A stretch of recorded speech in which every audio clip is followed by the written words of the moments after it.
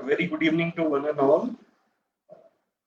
I'm Rahul Agarwala, partner at Tax Mantra, partner in South India Practice Head. And today we are up with a webinar on the topic of recent changes in the due dates made by the Government of India under various laws. And we'll be discussing due to COVID-19 and otherwise there are various statutory due dates which have been changed relating to annual filings for financial year 1920, be it tax filing, corporate law filing, or GST or labor law related filings. So there are certain exemptions and certain additional time which the government has provided to benefit the industry in general. So we'll discuss that. And I have my colleague Pinky Soni with us. So welcome Pinky for taking time out and preparing the presentation and presenting it on this for this webinar. And anyone who would be having any question, you can put it in the chat box. And we are also live on Facebook, so people can also write their questions on the comment box on the Facebook, and we'll be taking up the questions after the presentation is over. So with this, I'll hand over the proceedings to Pinky. So Pinky, you can start. Thanks, Rahul. Good evening, everyone. So, very briefly enumerated by Rahul that today we are going to discuss with respect to changes in due dates and the upcoming tax compliances due in subsequent months. So, in this webinar, we have following contents which we are going to discuss. Due to COVID, as we all know, that in 2020, many of the statutory due dates are getting extended for all the compliances, be it direct tax, labor laws, or GST, or corporate law. So in this webinar, let's start with the income tax laws. So as we all know, for assessment year 1920, be it belated return or revised return or rectification of the original return, and any notice received under section 142(2), that is notice where the assessing officer, for the purposes of obtaining full information in respect of income or loss of any person or assessee, then inquiry can be raised under section 142(2). So for that notice also of like financial year 18-19, all the dates got extended, and the prescribed date for all the returns are like 1 year, like from the end of the financial year or by end of the assessment year. So for 18-19, we can see like that is assessment year 1920. The original due date was 31st March 2020, and for all the returns, it got extended to 30th November 2020. So now we have time for submission of belated return, where some assessee has not submitted their original return within the extended filing dates. They can still submit their belated return, and if there is any omission or mistake in the original return, they can still revise it till 30th November. And if they want to change anything in their original return, so in that case, they can also submit rectification request. And for that also, the due date got extended to 30th November. So Pinky, this is about financial year 18-19, last financial year, right? Yeah. Okay. So for 18-19, the due date was original due date was 31st March 2020. That is the last date of the assessment year of that financial year. But due to COVID, it got extended to 30th November. So we still have time for like submitting the belated revised and rectification or anything in reply with notice under section 142(2) by 30th of November. Okay. So anyone if missed anything on these returns, they can still like submit their returns within time.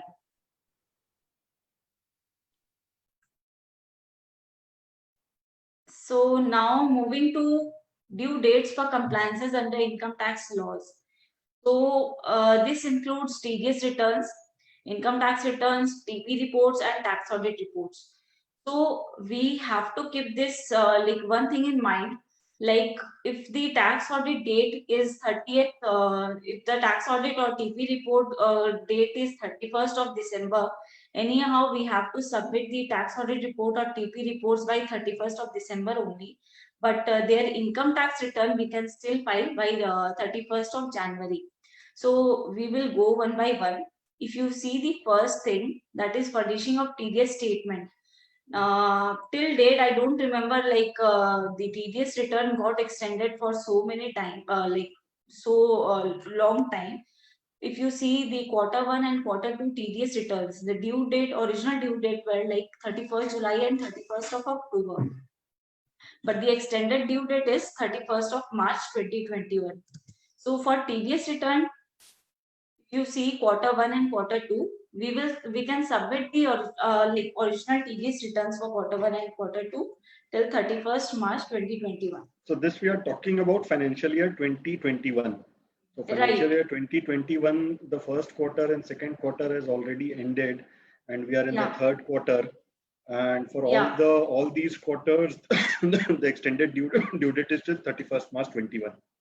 Correct, Rahul. We have enough time to submit the returns like for quarter 1 and quarter 2 of financial year 2021. And now moving to filing of income tax return where audit is mandatory. So whenever audit is applicable, so for original date was like 31st of October 2020, but now it got extended to 31st of January 2021. Now filing of income tax return for non-audit case, its original due date was like 31st July 2020, but it got extended to 31st December 2020. And filing of income tax return where TP audit is applicable. So in that case also it got extended to 31st January 2021, just like tax audit.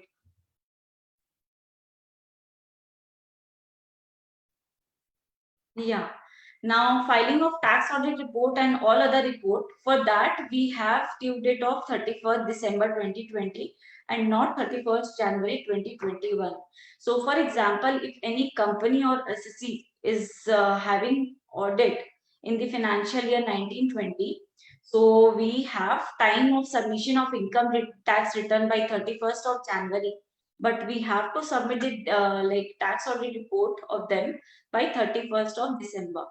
So just and like that also, like transfer pricing also we have time to submit transfer pricing report till 31st December. However, in the company where transfer pricing is applicable for them, the income tax return can be submitted till 31st of January 2021. So anyhow, we have to submit TP report or tax audit by 31st of December, although we can submit their return by 31st of January 2021. But for non-audit case, it is 31st December 2020 only. And if you see, we have to link Aadhaar number also. Aadhaar number with PAN. So that date also got extended from 31st March 2020 to 31st March 2021. So SSC who has not still linked their Aadhaar number with their PAN number, so they still have time to link it by 31st of March 2021. Now, if you see the note, it is mentioned like section 234A. Section 234A is nothing but interest under section, it is imposed when there is a delay in filing of income tax returns. So since the due dates got extended due to COVID, so government has also given relaxation in terms of like section 234A that they will not impose any interest if the total income, tax on total income is less than 1 lakh due to extension of the return filing dates as mentioned above. So if anyone submit their returns by the extended due dates, no 234A will be applicable if their tax amount on total income will be less than 1 lakh. In case that exceeds 1 lakh, then original due date will be considered and 234A will be applicable.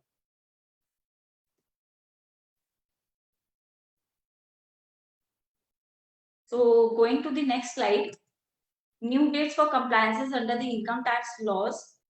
So as the TDS return due dates got extended, so likewise TDS certificate generation, which we need to generate by 15th, like by within 15 days from the date of submission of the TDS returns. So previously, the quarter 1 due date was 31st of July, and these TDS certificates needs to be generated by 15th of August. Since that date got extended to 31st of March 2021, so the extended due date for TDS certificate also got extended to 15th April 2021. In the same way, for quarter 2, the original due date of submission of TDS return was 31st of October, and the TDS certificate generation within 15 days was 15th of November. Since the due date got extended to 31st March 2021, likewise the TDS certificate due date also got extended to 15th of April 2021. So now we see a bill was introduced by the government, that is Vivad se Vishwas bill, that was to avoid any dispute and for to get the disputed tax from the SSCs. So they have introduced Vivad se Vishwas bill, in which they have given the option to pay all the tax, disputed tax by the SSC by 31st of March 2020. So that payment date also got extended to 31st March 2021. Previously, it got extended to 31st December. Now again, it got extended to 31st March 2021. Then we can see that PAN to be treated as inoperative if the assessee fails to intimate his Aadhaar to the income tax authorities. So, in short, the department has mandated that the assessee should provide their Aadhaar with the income tax authorities while submission of their income tax returns. So anyhow, any assessee who are going to file their income tax return, they should intimate their Aadhaar to the income tax authorities. Otherwise, their PAN to be treated as inoperative. So that date also got extended to 31st March 2020 to 31st March 2021. So previously, capital gain deposit scheme was there, like the SSC can deposit the capital gain amount to the capital gain deposit scheme. So the due date for that was 31st October 2020 in case of corporate SSC. For financial year 2018-19, I'm talking about. So for that, the due date was 31st October 2020, and now it got extended to 30th November 2020. In the same way, it is the relaxation has been given to the individual assessee as well. So for financial year 18-19, the original due date for deposit in capital gain account scheme was 31st July 2020, but now it got extended to 30th November 2020. So department has given, or the government has given lot of relaxation in terms of filing, in terms of making payments, in terms of deposits. So anyone missed during the original due dates, they can still go ahead and make the payments and make the deposits in the extended deadline. These are mostly related to the direct tax and income tax related laws, right? Yeah. Okay. So income tax return filing due date has been extended. TDS has been extended, and the direct tax Vivad se Vishwas scheme related due dates have been extended, and even linking of PAN and other investment related due dates have also been extended. Yeah. Right, Rahul. So till now we were discussing about the majorly about the income tax compliances dates. Now we are coming to the upcoming tax compliances which are due in the subsequent months under direct tax as well as labor laws. So if you see, there are no further there is still no extension with respect to EPF return and ESI return. EPF return, as we all know, it is a popular saving scheme introduced by the EPFO, that is Employees Provident Fund Organization, and in the supervision of obviously Government of India. So as we all know that every establishment need to get the registration of EPF. So if the number of employees exceeds 20 in number, then it can be also voluntarily taken by the establishment, but consent of all the employees as well as employer is required in that case. So if we see the EPF return and payment dates for October, November, December, basically it is very straight away, like every next 15th of every next month, like 15th of next month, the due date will be there for EPF and ESI return. So if we see for the compliance period of October, November and December, it will be 15th of November, 15th of December and 15th of January respectively. And same goes with ESI return as well. ESI is also for the benefits of employee, basically medical help, which employer provides to the employees by getting registration under ESI. And for the lower wage employees, if their salary does not exceed 21,000 gross salary, so in that case ESI will be applicable. And in PF return it was 20, limit was 20 number of employees, and in ECI the number of employees limit is 10 only. So any establishment in which the number of employees exceeds 10, so in that case ESI registration is required. And compliances will be seen like PF return, like for every month we have to submit the ESI return and make the payment in 15th of next month. So till December we have incorporated in this webinar, that is October, November, December. The due dates will be 15th of November, 15th of December and 15th of January respectively. Now coming to payment of TDS, TCS and equalization levy, it is also same. There is no such extension as such.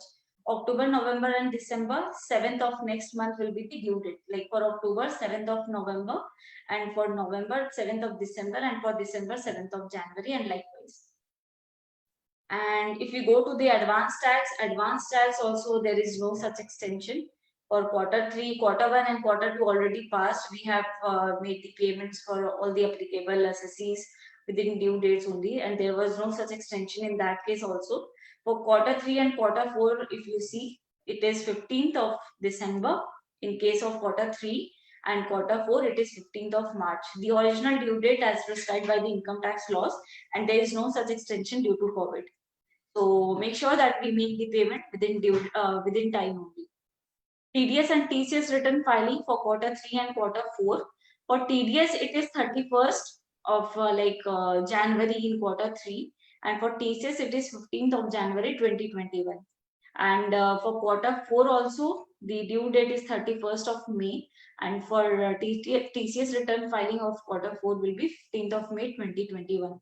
So if we see this slide, all the compliances which are mentioned over here, there is no such extension. We have to comply with all these due dates within time only. And we don't know like the further extension will be there or not. Better we go through the compliances and we get it done within time only. Now coming to the due dates for GST compliances. So for GST also there is no such extension. Only for annual return they have been due date has been extended from 31st March 2020 to 31st December 2020. In the meantime also there were few extensions previously it was 30th September, then it got extended to 31st of December. For other compliances like monthly compliances or quarterly compliances, there is no such extension. We have to comply with the GST filings within due dates only. So if we see based on the turnover limit, compliances for the period and the due date for filing has been prescribed in the GST.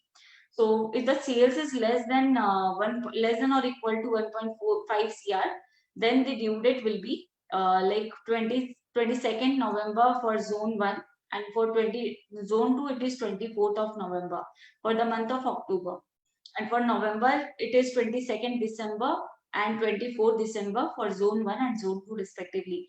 I think we know, and that is available with you as well, with you guys as well, what are the states which are covered in zone 1 and what are the states which are covered in zone 2. So accordingly due dates has been prescribed. For zone 1 it is 22nd, and for zone 2 it is 24th of Jan. But if the turnover is more than 5 CR, then in that case it is 20th of every next month. So there is no zone 1 or zone 2 prescribed in that case. So for every companies whose turnover limit crossed to 5 CR, so in that case the due date will remain same, that is 20th of next month. So for October, it will be 20th November. For November, it will be 20th December. And for December, it will be 20th January. That's it. And for GSTR1, we have an option of quarterly submission for the assessees whose sales is less than or equal to 1.5 CR. So for Q3 and Q4, it is also quarter 3 we have original due date of 31st Jan 2021, and there is no extension as such. And for quarter 4 it is 30th April 2021, and there is no extension for that as well. And sales, if that exceeds 1.5 cr, then we anyhow we have to submit the monthly GSTR 3B, and we don't have any option to go for quarterly submission. So in that case we have to GSTR 1, sorry, GSTR 1 we have to submit the original monthly GSTR 1 needs to be submitted in case the turnover exceeds 1.5 cr, and the due date will be 11th of next month. So October, November, December is given over here. So for October, it will be 11th November. November, it will be 11th December, and December 20 will be 11th January, and likewise. So there, if we see, there is no extension in the monthly compliances or quarterly compliances from October to December yet. And we are not expecting any due date extension over here. And better we just file it within time only. And as already told you, for annual submission, like annual GSTR 9 and GSTR 9C due date has been extended to 31st December 2020. So annual return we have to submit if the turnover exceeds or equals to 2 CR. We have to submit for that and it is very much optional that if the turnover does not exceed 2 CR, then you can either submit your annual return, or you can you have an option to avoid it. It is not mandatory in your case. And GST audit is only applicable for assessment like financial year 18-19 if it exceeds 5 CR. So in that case also you can assume if it exceeds 2 CR, then you have to file your annual return. But in that case, annual GST audit is not applicable. GST audit will be applicable only if it exceeds 5 CR. Okay. So that's it for GST compliances. Now moving to various corporate law compliances. So corporate law compliances, the major compliances we have to get done in ROC is we have to file the forms with the registrar. Like first is AOC 4. AOC 4 is nothing but we have to present the financial statements to the registrar of every company. So for financial year 1920, the original due date was 29th of October 2020, and that got extended to 29th January 2021. And now coming to MGT 7, it is corporate affairs, the entity has to provide their company affairs to the registrar, like what is the annual return. So in that case, MGT 7 will be submitted for financial year 1920. So original due date for same is 28 November 2020, but it got extended to 28 February 2021. Now DPT 3, if you see, it is nothing but if there is anything, DPT 3 is a return of deposits that companies must file to furnish information about outstanding receipt or loan or money. So it does not contain like deposit. Other than deposits, if there is a loan or money which has been outstanding in the books of the in the books of the establishment, so in that case DPT 3 needs to be submitted. Now BEN 2 is also got extended. Original due date was 31st July 2019, but now it got extended to 31st December 2020. Just like company, for LLP also we have to submit the financial statements and submit the company affairs or LLP affairs that LLP is having as on the closure of the financial year. So for financial year 1920, for annual return like Form 11, the due date is 60 days from the end of the financial year. So original due date was 30th May, and now it got extended to 31st December 2020. And for Form 8, it was 30th October, but now it got extended to 31st December 2020. And now we come to director KYC. So director KYC is when every DIN holder whose DIN has been deactivated due to non-filing of DIR 3. So in that case, they have to submit their director KYC, that is DIR 3 KYC. So its original due date was 30th April 2020, and now it also got extended to 31st December 2020. So that's all. If you see, majorly the due dates got extended in the income tax compliances like return filing and in ROC. And if we go to GST and other statutory labor law compliances, the due dates are still same, and there are no such extension as such. So we should go and file the pending returns, whatever we have. We have an opportunity. We have enough time to get it submitted. So we are also there to help you. If you need any assistance in submission of your returns with respect to income tax or GST or labor law, we are there to help you. You can drop an email. All the details or our contact details are given in these slides. Contact with us, and we are there to help you. Thank you so much. Rahul, you can. Thank you, Pinky, for the detailed explanation and detailed presentation. I think we have covered most of the due dates, and as you have rightly said, what I understand is that the government has extended the due dates wherein there is a dependency on third parties. So audit related due dates, annual audits and annual return related due dates have been extended. And wherever department is involved, notices are involved, the due dates for that has been extended. And even for holding of AGM, statutory audit is a mandatory thing. So holding of AGM, even though the government has allowed uh, AGM through video conference, still before holding the AGM, the audit should be completed. So from that perspective, what I understand is that wherever there is a third party involvement, professional involvement, and physical involvement involved, the government has tried and extended the due dates. And the day-to-day things, the payment of taxes, filing of labor law related, EPF, ESI related dues, GST dues, which are anyway made online and through GSTR 1, 2, and 3B, follows a automated system, so that the government wants the industry to continue with the day-to-day compliances. So yeah, it's not a blanket extension. So some extensions have come in related to annual compliances, and some monthly compliances stay as it is and they have to be complied with. Yeah, So very rightly said. right, right. So thank you, Pinky, for the detailed presentation once again, and thank you everyone who have joined with us in the webinar and also on our Facebook page.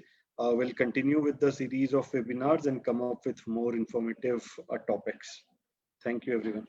Thanks, Rahul. Thanks, everyone.